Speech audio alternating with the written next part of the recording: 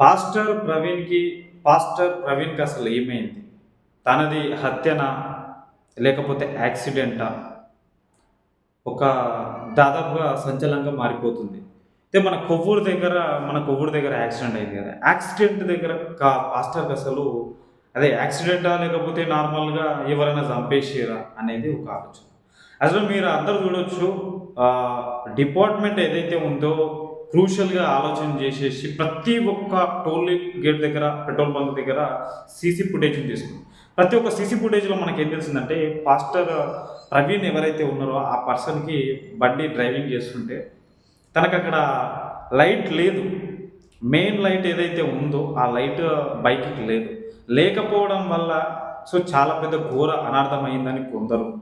కొంతమంది ఇక్కడ ఏందంటే ఇంకొంతమందేమో తనని ఫాలో అప్ చేసి చంపేసిర్రని చెప్పేసి. అక్కడ లాస్ట్ ఒక 4 కార్లు పాస్టర్ ముందు బైకెళ్ళిన తర్వాత ఎనకాల ఒక 4 కార్లు పోయినాయి. ఆ 4 కార్లలో ఒక కారు కొట్టేసింది అని చెప్పేసి. అది వాస్తవమే. అది సంపేషిర్రు అనుకోనికే ఇక్కడ ఈ సీసీ ఫుటేజ్ చూసిన తర్వాత అర్థమైందేందంటే యాక్సిడెంట్. అక్కడ రియాలిటీగా ఏందంటే యాక్సిడెంట్. తను జస్ట్ ఓన్లీ నార్మల్‌గా సైడ్ లైట్ యేసుకొనే పాస్టర్ చాలా దూరం ప్రయాణించిండు. చాలా దూరం అంటే మీరు అర్థం చేసుకోవచ్చు. దీన్ని బట్టి మీకేం అర్థమైంది? ఆ వీడియో చూసిన తర్వాత మీకేం అర్థమైంది? అంటే సైడ్ లైట్ యేసుకోవడం మాత్రం కరెక్ట్ గాదు.